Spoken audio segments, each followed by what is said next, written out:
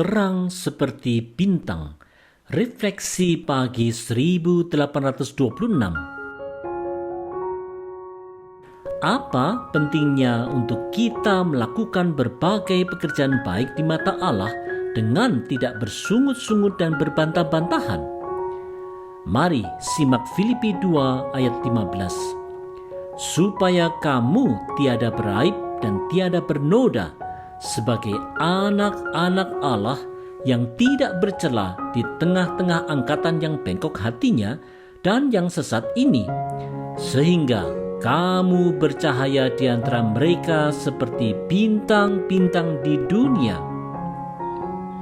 Saudara-saudara, bersungut-sungut dan berbantah-bantahan dalam melakukan suatu pelayanan ataupun pekerjaan adalah sikap yang harus dihindari, karena semuanya itu akan menjadi aib dan noda bagi kesaksian orang percaya.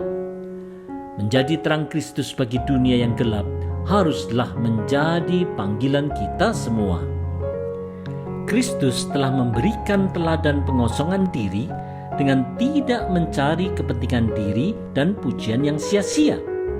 Hanya saja, teladan itu sering tidak dihiraukan oleh orang percaya karena kita sering lebih mengutamakan kepentingan diri dibandingkan menjadi terang Kristus. Akibatnya, berbagai sungut-sungut, perbantahan, percekcokan, bahkan permusuhan akhirnya timbul yang malah mencoreng kesaksian orang percaya. Berbagai perpecahan dan perselisihan dalam kumpulan orang percaya ini justru menjadi cemooh dan celah di masyarakat umum. Oleh sebab itu, marilah kita belajar rendah hati dan selalu mawas diri. Mari kita cepat bertobat dari jalan yang aib dan bernoda. Jadilah terang.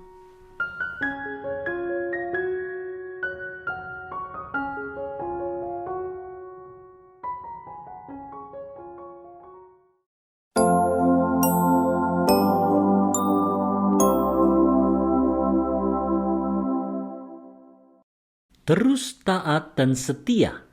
Refleksi pagi 1827.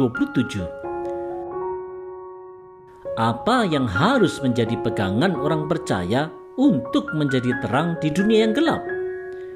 Filipi 2 ayat 16 memberi petunjuknya. Sambil berpegang pada firman kehidupan, agar aku dapat bermegah pada hari Kristus, bahkan aku tidak percuma berlomba dan tidak percuma bersusah-susah.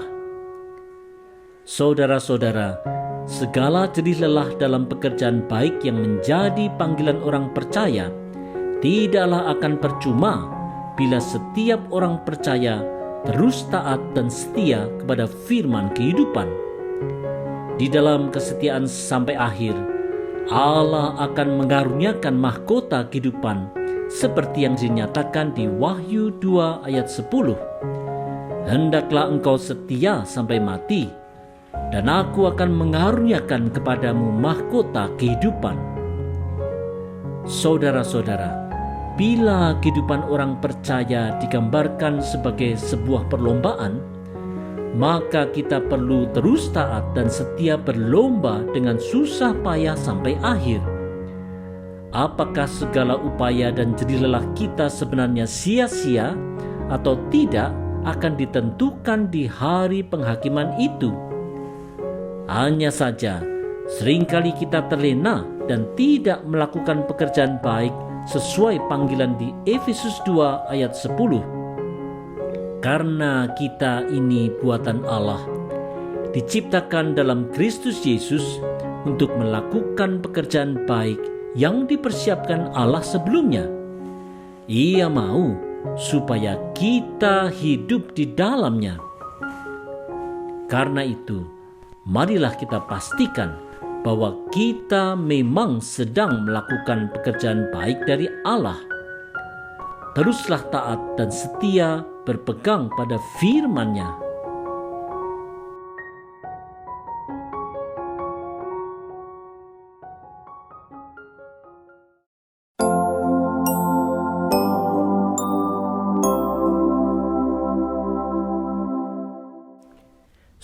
bersukacita menyongsong kematian.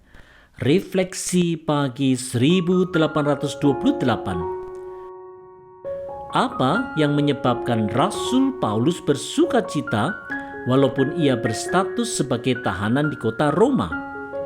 Mari dengar kesaksiannya di Filipi 2 ayat 17 dan 18. Tetapi sekalipun darahku dicurahkan pada korban dan ibadah imanmu, aku bersukacita dan aku bersukacita dengan kamu sekalian.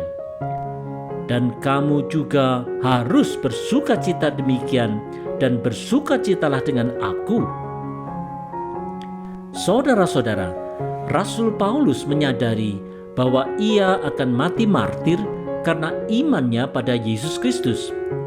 Bukannya ia bersedih dan meratapi nasibnya, Rasul Paulus justru melihat kematiannya itu sebagai suatu kesukacitaan karena ia melihat hidupnya itu sebagai sebuah persembahan yang hidup, kudus dan berkenan kepada Allah, seperti yang disampaikan di Roma 12 ayat 1. Saudara-saudara, di Filipi 1 ayat 21, Rasul Paulus mengungkapkan, "Karena bagiku hidup adalah Kristus dan mati adalah keuntungan." Karena kematian di dalam Kristus itu bukanlah sebuah kemalangan, tetapi justru malah keuntungan. Tidaklah heran kalau Rasul Paulus menyongsong kematian sebagai sebuah sukacita. Itulah sebabnya ia mengajak jemaat Filipi untuk tetap bersukacita dalam menghadapi berbagai tantangan berat, bahkan kematian sekalipun. Karena itu, marilah kita belajar untuk berani menyongsong masa depan, bahkan kematian sekalipun, di dalam sukacita Tuhan. Mari jalani kehidupan kita untuk kemuliaan Kristus. Niscaya kita akan dapat menyongsong kematian di dalam sukacitanya.